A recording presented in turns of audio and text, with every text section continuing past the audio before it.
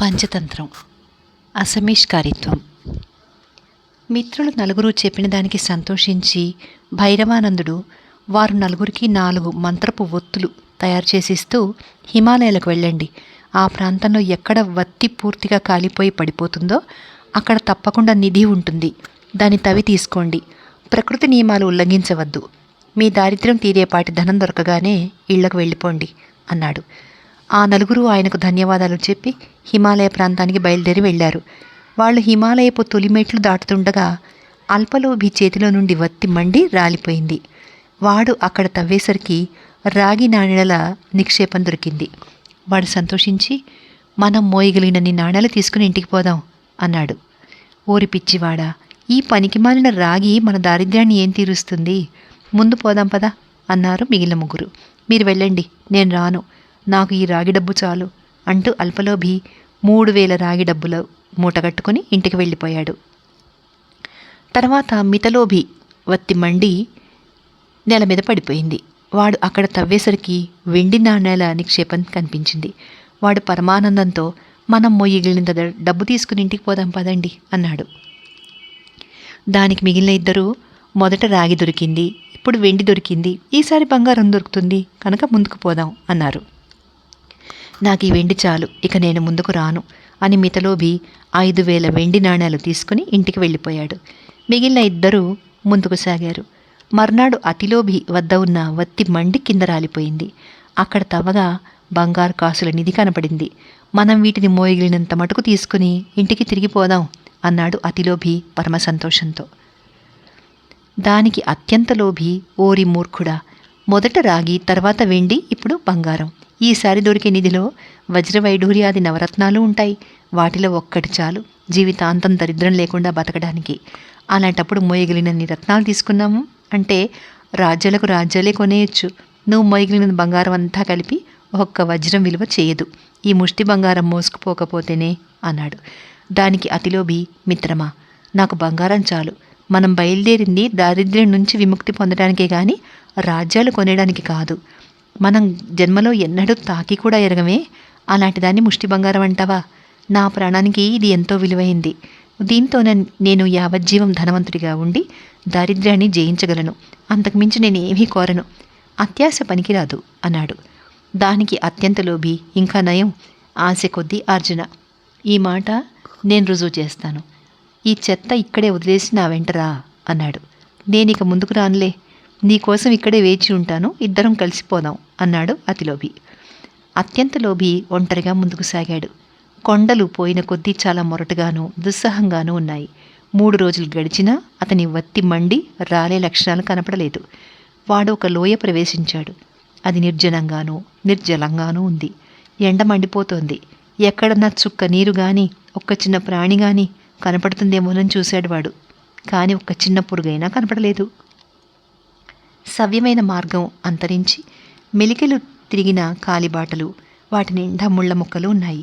అయినా ఆశ ప్రేరేపించగా వాడు ముందుకే వెళ్ళాడు గాని అతిలోభి వద్దకు తిరిగిపోయే ఆలోచనే చేయలేదు.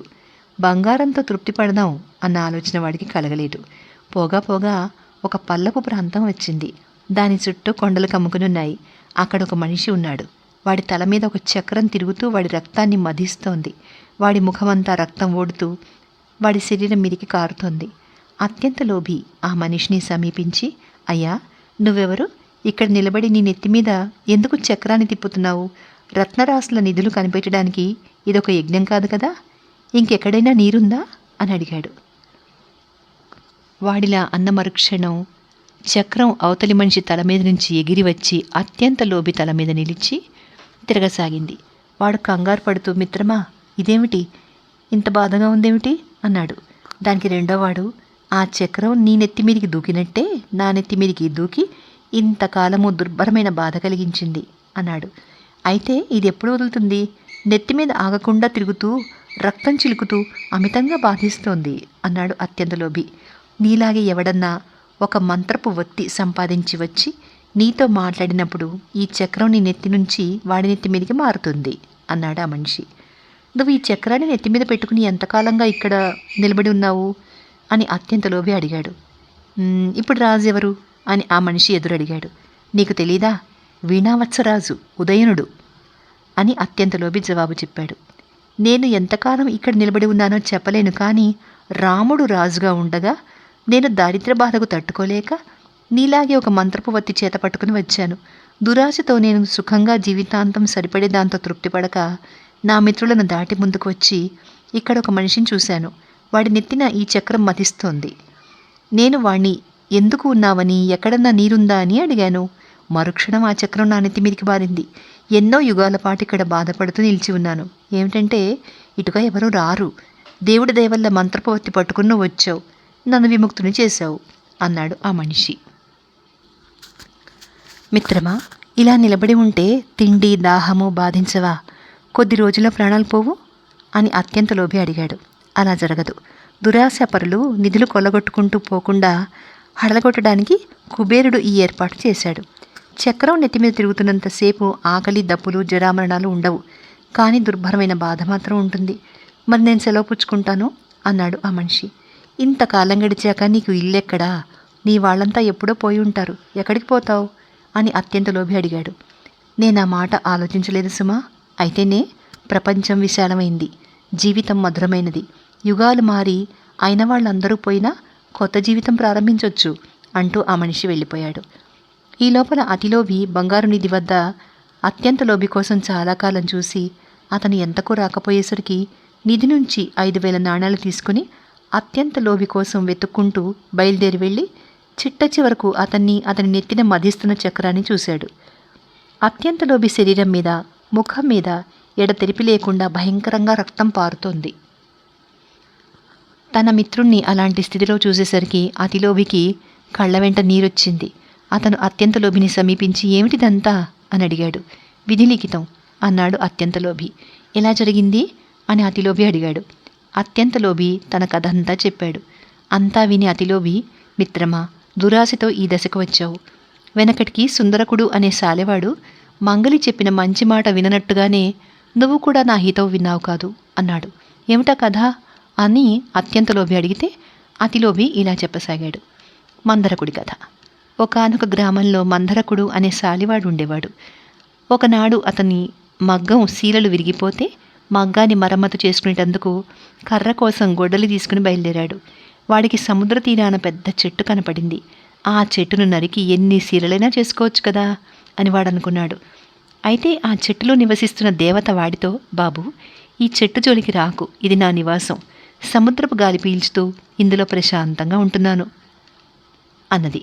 నన్ను మాత్రం ఏం చేయమన్నావు? నా మగ్గం బాగు చేసుకోకపోతే నాకు తిండి ఉండదు అన్నాడు సాలెవాడు. అయితే ఒకటి చేద్దాం, నువ్వు ఈ చెట్టు జోలికి రాకుండా ఉంటే నేను నువ్వు కోరింది ఇస్తాను అన్నది వృక్షదేవత. అలాగే కానీ నేను ఇంటికి వెళ్ళి నిన్ను ఏం కోరాలో నా భార్యను, మిత్రుణ్ణి అడిగి వస్తాను అని సాలెవాడు నగరానికి తిరిగి వచ్చి తన మిత్రుడైన మంగలిని కలుసుకుని వాడి సలహా అడిగాడు. ఏలడానికి ఒక రాజ్యం కోరుకో, నేను నీకు మంత్రిగా ఉంటాను, ఇద్దరం సుఖంగా ఉందాం అన్నాడు మంగలి.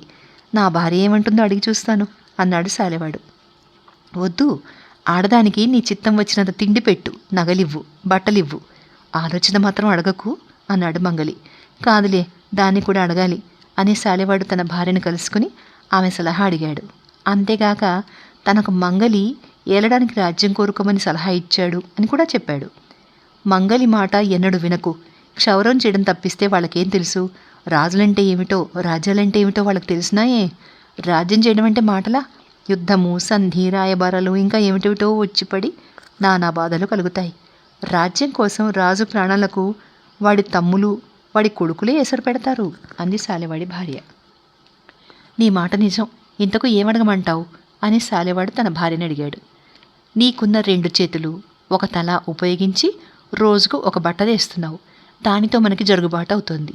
నీకు మరి 2 చేతులు, మరొక తల కావాలని దేవతను అడుగు. వాటితో 2 బట్టలు నేస్తావు. ఒకటి ఖర్చు గడవడానికి, రెండోది వినోదించడానికి ఉపయోగపడతాయి అంది సాలెవాడి భార్య. భేష్ అని సాలెవాడు చెట్టు వద్దకు వెళ్ళి తన భార్య దేవతను కోరమన్నట్టే అదనంగా 2 చేతులు తలా కోరాడు. దేవత అలాగే అని వాడి కోరిక తీర్చింది. అయితే వాడు 2 చేతులతోనూ, వాడు 2 తలలతోనూ, 4 చేతులతోనూ ఇంటికి తిరిగి వస్తుండగా జనం వాడిని చూసి భూతం అనుకుని కర్రలతోనూ రాళ్లతోనూ కొట్టి చంపేశారు. అతిలోభి అత్యంత లోభికి ఈ కథ చెప్పి ఇంకా ఇలా అన్నాడు. బంగారం నీకు చాలలేదు, వజ్రాలు వైఢూర్యాలు కోరావు. ఏమైంది? చక్రం నీ నెత్తిన తిరుగుతూ కెంపుల కన్నా ఎర్రనైన రక్తబిందువులను చుట్టూ చిమ్ముతోంది.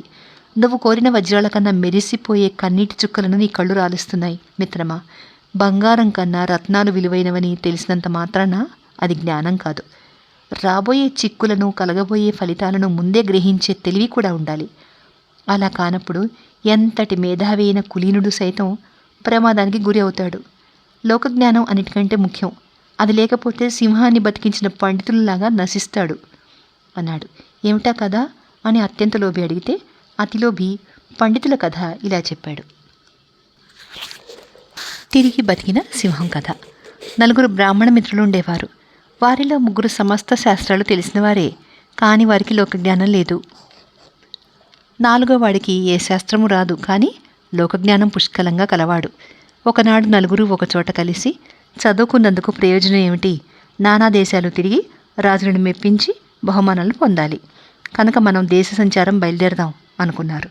వాళ్ళు బయలుదేరి కొంత దూరం వెళ్ళాక వారిలోకెల్లా పెద్దవాడు ఇలా అన్నాడు. మనలో ఒకడికి లోకజ్ఞానం ఉన్నదన్న మాటే గాని పాండిత్యం లేదు. పాండిత్యం లేకపోతే లోకజ్ఞానం ఉన్నందుకు ఏ రాజు సన్మానించడు. మిగిలిన 3 సంపాదించుకునే బహుమానాల నుంచి వాడికి వాటా రాదు కూడా. అందుచేత వాడు ఇంటికి తిరిగిపోవచ్చు అన్నాడు. రెండో పండితుడు లోకజ్ఞానితో, నువ్వు పండితుడివి కాదు, తిరిగిపో అన్నాడు. కానీ మూడోవాడు, మనం వాడిని ఇంటికి తిరిగి వెళ్ళమనడం అన్యాయం. మనం 4 బాల్యం నుంచి కలిసి ఆడుకున్నాం. వీడిని మన వెంట రానిచ్చి మన సంపాదనలో ఒక వంతు ఇద్దాం అన్నాడు. అందుకు మొదటి 2 సరైన మీదట 4 ప్రయాణం సాగించారు. కొంతకాలానికి వారు అరణ్యం చేరుకుని అక్కడ చచ్చిన సింహం ఎముకలు చూశారు. వాటిని చూసి ఒక పండితుడు, ఇప్పుడు మనం మన విద్యలు నిరూపించుకోవచ్చు. మన శక్తితో మనం ఒక సింహాన్ని తిరిగి బతికించుకుందాం. నేను ఈ సింహం ఎముకలను ఎక్కడ ఉండవలసినవి అక్కడ అమర్చగలను అన్నాడు. నేను సింహం చర్మము, కండరాలు, రక్తము సృష్టించగలను అన్నాడు రెండోవాడు. మీరిద్దరూ అలా చేస్తే నేను సింహానికి ప్రాణం పోయగలను అన్నాడు మూడో పండితుడు. అన్నట్టుగానే ఒకడు సింహం అస్థిపంజరం కూర్చి, రెండోవాడు దానికి చర్మము, మాంసము, రక్తము కలిగించి, మూడోవాడు ప్రాణం పోయబోతుండగా 4వవాడు, ఇది సింహం, దీనికి ప్రాణం వస్తే ఇది మనందరినీ చంపేస్తుంది, అందుచేత ప్రాణం పోయొద్దు అన్నాడు. దానికి మూడోవాడు, ఛీ మూర్ఖుడా, మిగిలిన 2 వాళ్ళ తెలివితేటలు రుజువు చేసుకున్న తర్వాత నన్ను నా శక్తి చూపడం అనుకోమంటావా అన్నాడు. లోకజ్ఞానం కలవాడు, నీ ఇష్టం, నేను ఈ చెట్టెక్కేదాకా ఆగు అంటూ సమీపంలో ఉన్న చెట్టెక్కేశాడు. ఆ తర్వాత మూడో పండితుడు సింహానికి ప్రాణం పోశాడు. ప్రాణం వస్తూనే సింహం గర్జిస్తూ విజృంభించి తనను బతికించిన 3 పండితులను చంపేసింది. సింహం వెళ్ళిపోయాక లోకజ్ఞాని చెట్టు దిగి క్షేమంగా ఇల్లు చేరాడు. అతిలోభి అత్యంత లోభికి ఈ కథ చెప్పి, ఒక్క తామర పువ్వుతో పుష్కరిణి కాదు, అలాగే ఈ ఒక్క కథలోని నీతి చాలదు, ఇలాంటి కథలు ఇంకా చాలా ఉన్నాయి అని మరొక కథ చెప్పాడు. చదువుకున్న మూఢులు. ఒకప్పుడు ఉజ్జయినిలో 4 బ్రాహ్మణ బాలకులు స్నేహంగా ఉండేవారు. వాళ్ళు కూడబలుక్కుని దేశాంతరాలకు వెళ్ళి విద్యాధికుల మౌదాం అనుకున్నారు. తర్వాత వాళ్ళు కన్యాకుబ్జం వెళ్ళి ఒక ప్రసిద్ధుడైన గురువు వద్ద 12 ఏళ్ల పాటు అమిత శ్రద్ధగా చదువుకున్నారు. వాళ్ళు విద్యాభ్యాసం పూర్తి చేసి గురువుగారి వద్ద సెలవు పుచ్చుకుని తమ పుస్తకాలతో సహా ఉజ్జయినికి తిరుగు ప్రయాణమైనారు. కొత్త ప్రాంతాలు చూసినట్టు ఉంటుందని, ఎరగని మార్గంలో ప్రయాణం చేసే తెలివితేటలు తమకున్నాయని వాళ్ళు వచ్చిన మార్గం విడిచిపెట్టి సరికొత్త మార్గాన ఉజ్జయినికి ప్రయాణమైనారు. వారు కొంత దూరం వెళ్ళాక దారి 2గా చీలింది. ఏ దారి పుచ్చుకోవాలో వారికి తెలియలేదు. ఒకడిలా అన్నాడు, ఏ దారిన వెళ్ళాలి అన్నది సమస్య. నా పుస్తకం ఏం చెప్తోందంటే, చదువుకున్న వాడికి కర్తవ్యం దానంతట అదే తెలుస్తుంది, వాడు మరొకరిని అడిగే పని ఉండదు. కానీ మూఢుడు అస్తమానం ఇతరుల సలహాలపైన, సహకారంపైన ఆధారపడతాడు. అందుచేత మనం ఎటు వెళ్ళాలి అని ఇతరులను అడిగే ప్రశ్న లేదు, అది మనమే నిర్ణయించుకుందాం అన్నాడు. 4 దారులు చీలే కూడలిలో కూర్చుని తమ తమ పుస్తకాలు తెరిచారు. అదే సమయంలో అక్కడి దారులలో ఒకదాని వెంట ఒక శవము, దాని వెనుకగా అనేక మంది మనుషులు వచ్చారు. వెంటనే చదువుకున్న 4లో ఒకడు, సమస్య తీరిపోయింది, 4 నడిచిన దారినే నడవమని నా పుస్తకం చెప్తోంది, మనం ఈ జనం వెళ్లే దారినే వెళదాం అన్నాడు. సమస్య ఇంత సులభంగా పరిష్కారమైందని మిగిలిన 3 సంతోషంతో కేరింతలు కొట్టారు. వాళ్ళు శవం ఊరేగింపు వెనకనే వెళ్ళి త్వరలోనే శ్మశానం చేరుకున్నారు. దారి అక్కడ ఆగిపోయింది. విద్యావంతులు చితికి కొంచెం దూరంగా నిలబడి ఇప్పుడేం చేయాలి అనుకున్నారు. అక్కడే ఒక గాడిద కూడా నిలబడి ఉండడం వారికి కనిపించింది. దీనికేదో అర్థం ఉండాలి, మనతో పాటు ఈ గాడిద కూడా నిలబడి ఉండడానికి అర్థం ఏమై ఉంటుంది అని ఒకడన్నాడు. వెంటనే మరొకడు పుస్తకం తీసి చూసి, నాకు తెలిసింది, ఈ గాడిద మన మిత్రుడు. రాజద్వారే శ్మశానేచ ఎస్తిష్టతి సబాంధవ అని నా పుస్తకంలో ఉంది. అందుచేత మనం ఈ గాడిదను స్నేహపూర్వకంగా పలకరిద్దాం అన్నాడు. ఒకడు వెళ్ళి గాడిద కంఠాన్ని ఆప్యాయంగా కౌగిలించుకున్నాడు.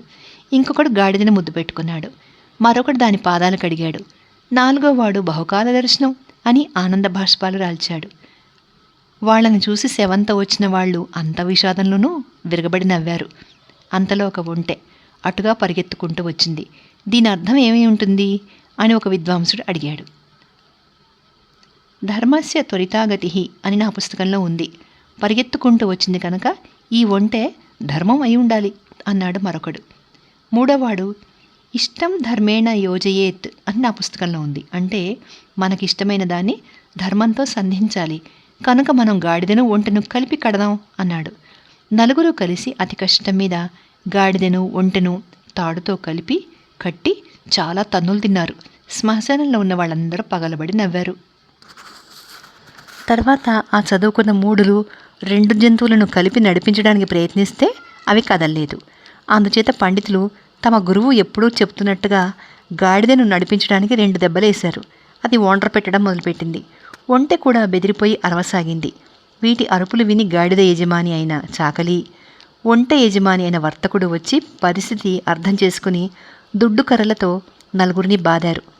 పండితులు నలుగురు దూరంగా పారిపోయారు. మనని ఆ 2 కొట్టారు కదా, వాళ్ళ ఉద్దేశం ఏమై ఉంటుంది అన్నాడు ఒక పండితుడు రొప్పుతూ. వాళ్ళు మూర్ఖులు, పండితుల చర్యలు వాళ్ళకి అర్థం కావు అన్నాడు మరొకడు. వాళ్ళు కొంత దూరం వెళ్ళేసరికి ఒక లోతైన నది వచ్చింది. దాని నిండా తుంగ ఉంది. నది మధ్యలో ఒక ఆకు కొట్టుకొస్తోంది. అది చూసి ఒక పండితుడు, ఆగమిష్యతి యత్పత్రం తదస్మాం స్థారయిష్యతి అంటే ఆ వచ్చే ఆకు నది దాటిస్తుంది అని అర్థం. అలా అనుకుని నదిలోకి దూకి మెడలోతు వరకు కూరుకుపోయి బయటకు రాలేకపోయాడు.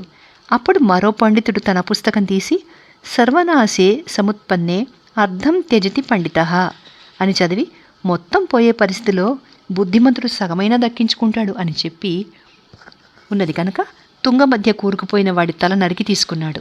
ఆ తల మాట్లాడలేదు అని గ్రహించి దాన్ని వదిలేసి నది దాటలేక మరొక దిక్కుగా బయలుదేరి ఒక గ్రామం చేరారు.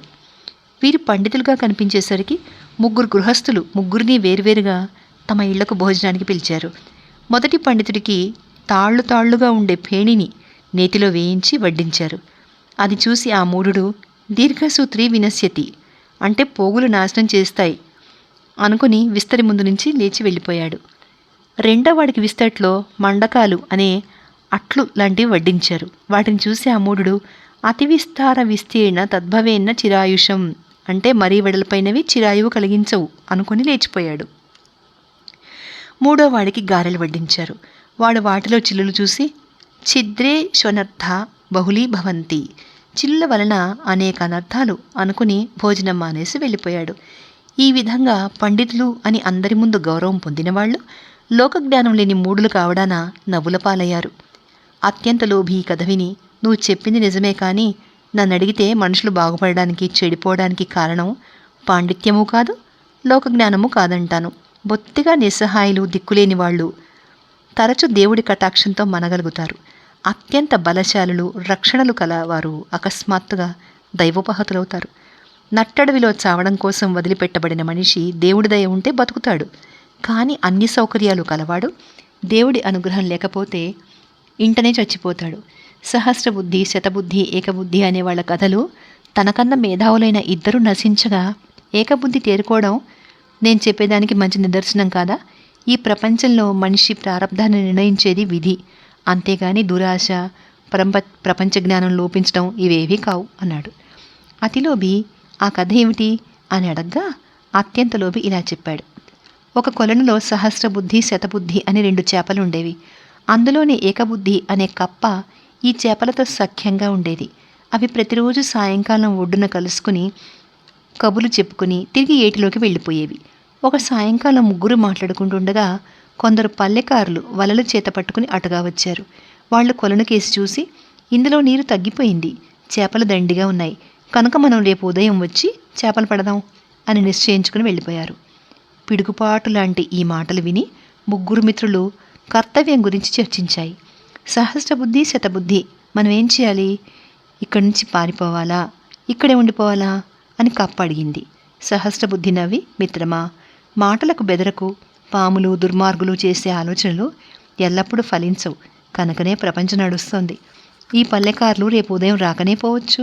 ఒకవేళ వచ్చినా నేను నా బుద్ధి చాతుర్యంతో నన్ను రక్షించుకొని నిన్ను కూడా రక్షించగలను. నీటిలో ఎన్ని రకాల సంచరించవచ్చో నాకు పూర్తిగా తెలుసు అంది. శతబుద్ధి ఈ మాటలకు హర్షిస్తూ, సహస్రబుద్ధి చక్కగా చెప్పింది. బుద్ధిశాలులకు ప్రపంచంలో అసాధ్యం అంటూ ఏదీ లేదు. అస్త్రధారులైన నందులను చాణక్యుడు తన బుద్ధి కుశలతతో నిర్మూలించాడు కాడా. గాలి సూర్యుడు చొరలేని చోటికి కూడా బుద్ధి చొచ్చుకుపోతుంది. అందుచేత మనం ఈ పల్లెకారుల మాట విని మన జన్మస్థలము, మన తాత ముత్తాతల స్థావరము అయిన ఈ కొలనును విడిచిపెట్టి పోరాదు. జన్మస్థలంలో ఉంటే సౌఖ్యం కొద్దిపాటిదే అయినా స్వర్గ సౌఖ్యాలు దానికి సరిరావు అని పెద్దలు చెప్పరు. మనం ఈ కొలనును విడిచిపోనవసరం లేదు. నేను నా తెలివితో నిన్ను కాపాడుతాను అంది. దానికి కప్ప, మిత్రులారా, నేను కేవలము ఏకబుద్ధిని. నా బుద్ధి నన్ను ఇక్కడి నుంచి వెంటనే పారిపోమంటోంది. నేను నా భార్యతో సహా ఇవాళే ఇంకో కొలనుకు పోతాను అంది. మర్నాడు ఉదయం పల్లెకారులు వచ్చి వలలు పన్ని మడుగులోని చేపలన్నింటినీ పట్టారు. చేపలతో పాటు తాబేళ్లు, కప్పలు, ఎండ్రలు, ఇతర జలచరాలు వాళ్ళకు దొరికాయి. సహస్రబుద్ధి, శతబుద్ధి తమ భార్యలతో సహా తప్పించుకోవడానికి తమ నేర్పునంతా ఉపయోగించి ఎన్ని రకాలుగా కదిలినా లాభం లేకపోయింది. పల్లెకారులు తమకు దొరికిన వాటితో తృప్తిపడి మధ్యాహ్నం దాటి ఇళ్లకు బయలుదేరారు. బరువుగా ఉన్న కారణం చేత శతబుద్ధిని ఒక పల్లెకారి తన భుజానికి ఎత్తుకున్నాడు. సహస్రబుద్ధిని ఒక తాడుకు వేలాడగట్టి ఇద్దరు పల్లెకారులు మోసుకుంటూ పోయారు. ఏకబుద్ధి తన కొత్త స్థావరం వద్ద నుంచి ఆ పల్లెకారులు పోతుండడం చూసి తన భార్యతో, చూసావా, సహస్రబుద్ధిని శతబుద్ధిని మనుషులు మోసుకుపోతుంటే ఏకబుద్ధినైన నేను నిశ్చింతగా జలక్రీడలాడుతున్నాను అన్నది.